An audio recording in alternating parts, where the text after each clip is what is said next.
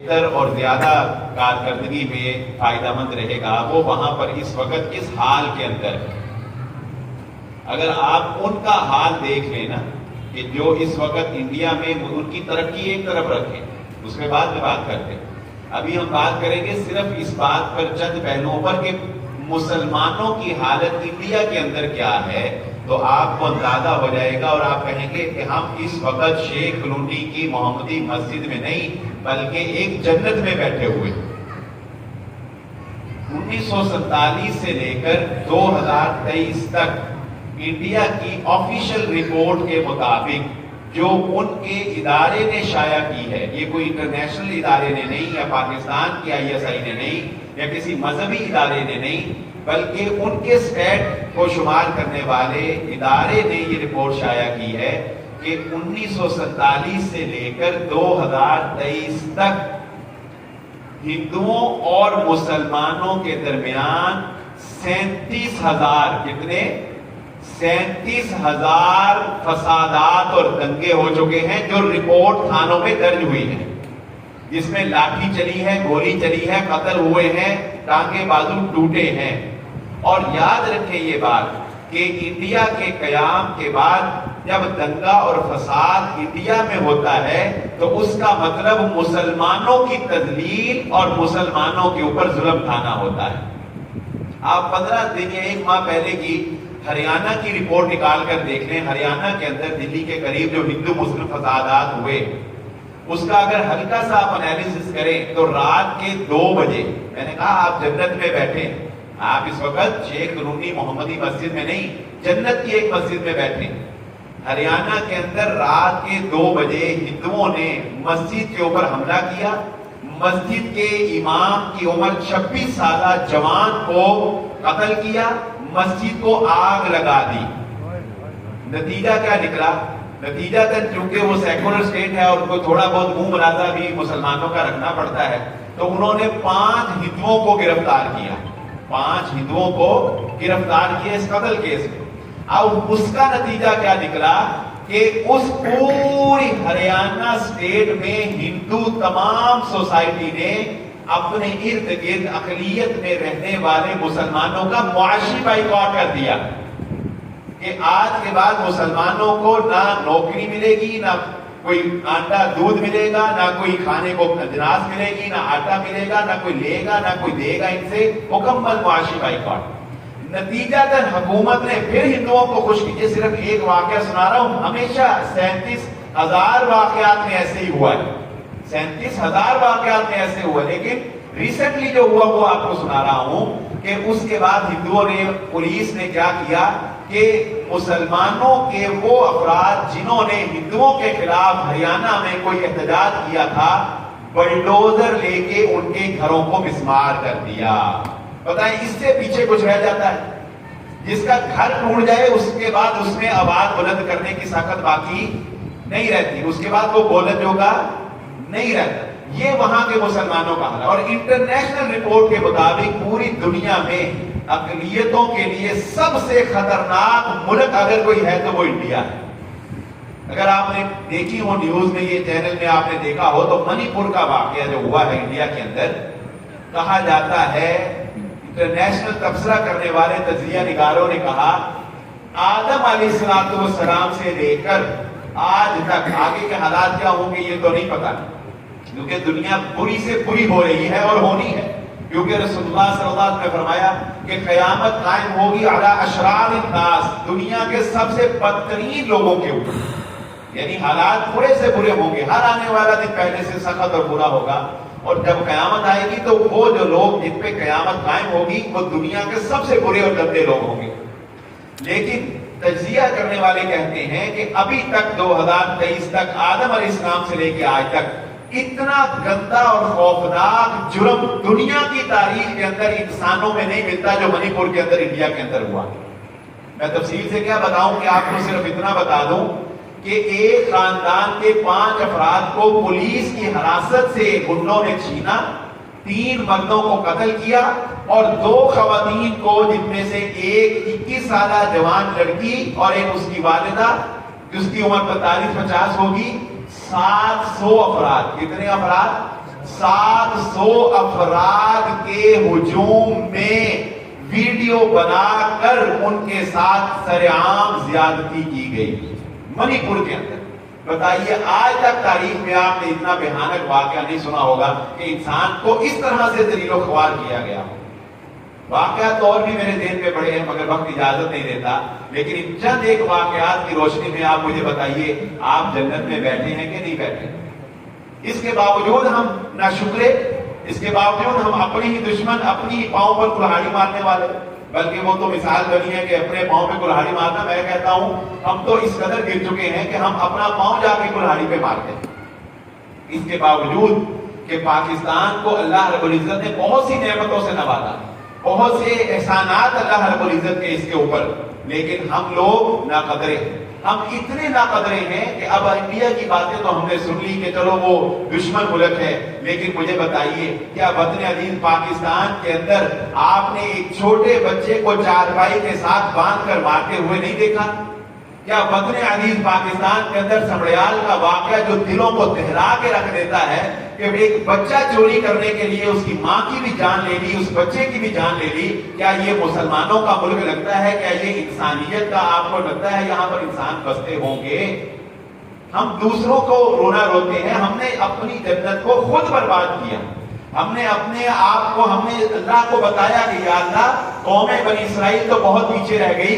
اللہ کی قسم اگر محمد الرسول اللہ صلی اللہ علیہ وآلہ وسلم کی دعا ہمارے ساتھ نہ ہوتی تو جس وقت ایک باپ کو گیٹ پر اس کا بچہ پاؤں سے مار رہا تھا تو اسی وقت زمین پھٹ جاتی اور آسمان گرا دیا جاتا. لیکن کیا کریں کہ ہم رحمت للعالمین محمد عربی محمد مصطفیٰ صلی اللہ علیہ وآلہ وسلم کی امت، ہمیں بحیثیت قوم ہم میں سے ہر شخص جو ہے وہ بے ایمانی کرنا چاہتا ہے، بے ایمانی سے جینا چاہتا ہے، وہ مجبوریوں سے فائدہ اٹھاتا ہے. دوسرے کی مجبوری ہمارا فائدہ ہوتا ہے. کیا آپ نے کبھی یہ نہیں سنا کہ اس کو مجبوری تھی، اس نے سستا پلاٹ بیچا، اس کی مجبوری میں میرے پاس کیش تھا، میں نے کم قیمت میں خرید لیا، مجھے اتنے لاکھوں نفع ہو گیا؟ بتائیں آپ نے سنے کہ نہیں ایسے واقعہ؟ لوگوں کی مجبوریاں ہمارا نفع، لوگوں کی مجبوریاں. محمد رسول اللہ صلی اللہ علیہ وسلم نے فرمایا، ابو داؤد کی روایت ہے، جو بندہ کسی کی مجبوری سے فائدہ اٹھا کے اسے چیز خریدتا ہے اس نے ظلم کیا.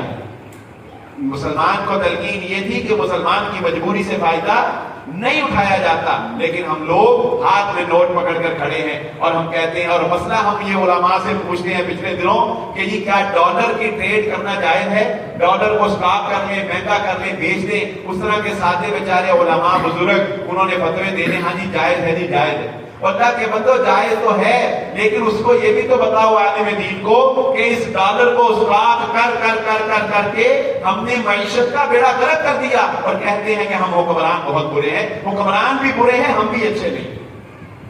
برے حکمران بھی ہیں لیکن ہم بھی کوئی دودھ کے دھلے ہوئے نہیں ہیں. جہاں موقع ہمیں ملتا ہے وہاں ہم بھی کام کرنے والے نہیں. تو یاد رکھ لیجئے یہ بات کہ اللہ رب العزت کا اس وطن عزیز پاکستان پہ یہ احسان ہے کہ بر صغیر کے اندر، میرا یہ جملہ نوٹ کر لیں کبھی آپ کو یاد رہے گا، کہ بر صغیر کے اندر اس پورے، جب ہم بر صغیر کہتے ہیں تو اس میں انڈیا بھی شامل ہوتا ہے اور پاکستان بھی شامل ہوتا ہے، کراچی سے لے کر اور انڈیا تک، اس کی آخری سرحد تک، آخری ریاست تک. بر صغیر کے اندر پاکستان مسلمانوں کی تاریخ کا، مسلمانوں کی ثقافت کا، مسلمانوں کی تہذیب کا محافظ ہے. اگر پاکستان نہ ہوتا تو آنے والے 15 سال کے بعد انڈیا کے اندر، بر صغیر کے اندر ہماری آنے والی نسلوں کو یہ بھی نہیں پتا ہونا تھا کہ کبھی یہاں مسلمانوں نے حکومت بھی کی. اس کی ایک چھوٹی سی مثال میں آپ کو بتا دیتا ہوں. آپ کا انڈیا کے اندر پتہ ہے کیا کیا جا رہا ہے؟ تمام ہمارے ہاں اسلامیہ کالج نام ہے نا اسلام کے اوپر، ہماری گلی محلوں کے نام، ہمارے اسکول کالج یونیورسٹی ہسپتالوں کے نام مسلمانوں کے نام کے اوپر ہے نا، صحابہ کے نام کے اوپر ہے نا. اسی طرح موریہ دور کے جتنے نام تھے انڈیا نے سارے اسکولوں کے نام، کالجوں کے نام، یونیورسٹیوں کے نام، گلیوں کے نام، محلوں کے نام بدل کر ہندوؤں کے ناموں کے اوپر کنورٹ کرنا شروع کر دی. اپنے نصاب تعلیم سے مسلمانوں کی ساری تاریخ نکال کر ہندوؤں کی تاریخ ڈالنی شروع کر دی، اور ان کا یہ دعویٰ ہے کہ 1940 کے بعد کوئی ہندو بچہ ہو یا مسلمان ہو، 1940 کے بعد کوئی بندہ انڈیا کے اندر رہنے والا پڑھنے والا یہ نہیں جانتا ہوگا کہ بہادر شاہ ظفر کون تھا، اکبر کون تھا، اور مغلیہ حکومت کون تھی، اور کبھی یہاں پر مسلمانوں نے حکومت بھی کی تھی، کیونکہ وہ ساری تاریخ بدل دیں گے۔ اس لیے اگر یہ پاکستان نہ ہوتا تو ہماری آنے والی نسلوں کو بھی یہ پتہ نہ ہوتا کہ کبھی یہاں پر مسلمانوں نے یا اسلام کا ڈنکا جو ہے وہ یہاں پر بجتا رہا۔ اس لیے یاد رکھ لیں یہ بات کہ اس پاکستان کی نعمت کی قدر کریں، اپنے بچوں کو اس وطن کے ساتھ محبت کرنا سکھائیں، اپنے بچوں کو بتائیں کہ یہ پاکستان، لیکن ہاں یہ قانون قدرت ہے کہ فطرت کا قانون کبھی بدلا نہیں کرتا، نہ قدروں کو اللہ رب العزت زبردستی نوازا نہیں کرتا، نہ شکروں کو زبردستی عطا نہیں کیا جاتا۔ قدر تمہیں کرنی پڑے گی اس پاکستان کی، تمہیں اس کے لیے محنت کرنی پڑے گی، تمہیں اس کے لیے جان دینی پڑے گی۔ اور یہ بات بھی ذہن نشین رکھیں، میں یہ سمجھتا ہوں کہ جو پاکستان اتنے برے حالات کے باوجود آج باقی ہے، تو یہ ہم عام طور پہ یہ کنسیپٹ تھوڑا سا کلیئر کر لیں کہ ہمارے بزرگ تو اس بات کو جانتے ہوں گے، ہم عام طور پہ یہ جملہ بولتے ہیں پاکستان بنانے کے لیے لاکھوں جانوں کی قربانی دی گئی، ایسا نہیں۔ پاکستان بنانے کے لیے کسی جان کی قربانی نہیں دینی پڑی۔ پاکستان قائد اعظم محمد علی جناح اور مولانا ابوالکلام آزاد اور علماء کے درمیان جو اختلاف تھا وہ بنیادی اختلاف یہی تھا کہ قائد اعظم محمد علی جناح نے پاکستان کو مکمل جمہوری طریقے سے اور ووٹ اور قانونی طریقے سے وجود میں لائے۔ مسلمانوں نے احتجاج کیے ہیں، مسلمانوں نے کمپین چلائی ہے، مسلمانوں نے ووٹ دیا پاکستان کے لیے، اور پاکستان کے لیے ووٹ دے کر جب پاکستان معرض وجود میں آ گیا، اس کے بعد ہمارے آباء و اجداد نے ہجرت کی قربانی دینے میں اپنی جانیں قربان کی۔ اگر وہ چاہتے تو وہاں رہ لیتے، کوئی قربانی نہ دینی پڑتی، لیکن یہ وہ ہجرت تھی جو انہوں نے اس وطن عزیز پاکستان کے لیے کی، اور اس ہجرت میں عزتیں تار ہوئی، اس ہجرت میں جانوں کے نذرانے پیش کرنے پڑے۔ یہ ہجرت اتنی بڑی قربانی ہے اللہ کی قسم کہ 76 سال ہو گئے ملکوں کو کھاتے ہوئے، کرپشن کرتے ہوئے، بے ایمانی کرتے ہوئے، ملک کو لوٹتے ہوئے، لیکن ہمارے بزرگوں کی ہجرت کی قربانی اتنی بڑی قربانی تھی کہ 76 سالوں میں اللہ رب العزت نے اس کی برکت سے آج ہمیں بچائے رکھا ہے۔ یہ اور کوئی قربانی میں نہیں سمجھتا کہ کوئی اور وجہ ہے ہمارے باقی رہ جانے کی، صرف وہ ایک ہمارے آباء و اجداد کی ہجرت کی قربانی۔ اس لیے میں یہ کہتا ہوں کہ بات بھی نہ ہو جائے کہ اس وطن عزیز پاکستان کو ہر وقت برا نہ کہیں۔ ٹھیک ہے کہ ہمارے اندر خرابیاں بہت ہیں، لیکن اپنے دشمن کو یہ موقع نہ دیں کہ ہماری آنے والی نسل اپنے اس دیش، اپنے اس وطن سے نفرت کرنے لگ جائے۔ اگر وطن سے نفرت ہو گئی تو آپ کا دشمن آپ کا کتنا برا حال کر دے گا۔ وہ تو پہلے ہی پاکستان کے ٹکڑے کرنا چاہتا ہے، وہ کتنی آپ سے نفرت کرتا ہے اس کا اندازہ اگر نہیں ہے تو اپنے کسی دادے پردادے سے، کسی 80 سال 85 سال 75 سال 70 سال کے بزرگ سے جا کر پوچھ لیں۔ بس آخری پیغام یہی ہے کہ حالات کو سمجھیں، حالات کا تجزیہ کریں، جو آپ سے ہو سکتا ہے اس وطن عزیز پاکستان کے لیے کریں، جتنا آپ کر سکتے ہیں آواز کو بلند کریں۔ یہ ملک ہے تو اس سے ہی ہمارے لیے امن و امان ہے، اس سے ہی ہم دین اسلام کے اوپر امن و امان کے ساتھ قائم رہ سکتے ہیں اور خوشنودی کے ساتھ چل سکتے ہیں۔ ہمیں اس وطن سے پیار نہیں ہے، یہ حقیقت ہے، ہمیں اس وطن سے پیار نہیں ہے، یہ حقیقت ہے۔ اس لیے کہ مجبوری سے جو بندے وطن چھوڑ جائیں ان کو تو ہم مانتے ہیں کہ مجبور ہیں، مگر میں ایسے بندوں کو بھی جانتا ہوں کہ جن کو لاکھوں روپیہ اس ملک نے دیا، لیکن اس ملک کا پیسہ چھوڑ کر سارا کچھ بیچ کر وہ کافروں کے ملک کے اندر لے کر چلے گئے۔ بتائیں جا رہے ہیں کہ نہیں؟ لوگ یہاں لاکھوں کمائے ہیں، کہتے ہیں ہمیں ملک نے کیا دیا؟ وہ یہ جو 15 20 کروڑ 25 کروڑ یہ 28 کروڑ یہ کوئی 5 ارب لے کے جو کینیڈا میں، یو کے میں، جاپان میں، آسٹریلیا میں جا رہے ہو، یہ کہاں سے آئے؟ ہمارے پردادا تو غریب تھے سارے، کسی کا پردادا بتا دے کہ کوئی امیر ہوگا وہ تو وہ اور لوگ تھے جو امیر تھے، جن کے پردادا یا دادا۔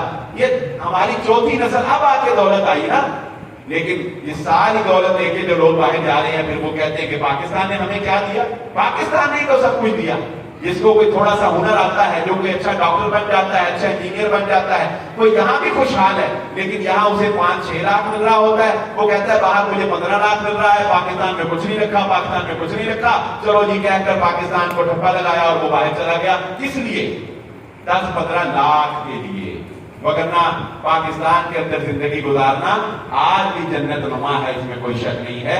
وہی جو حالات برے ہیں وہ اپنی جگہ، وہ بھی ہماری اپنے اعمال کی وجہ سے ہی ہیں، اور ان کو ہم نے ہی درست کرنا ہے، باہر سے آ کے کسی نے درست نہیں کرنا ہے. اس ایک صرف ٹاپک آپ کو دے کے جا رہا ہوں، اس پر غور و فکر آپ نے کرنا ہے، اور اس پر اپنے بچوں کی تیاری آپ نے کروانی ہے.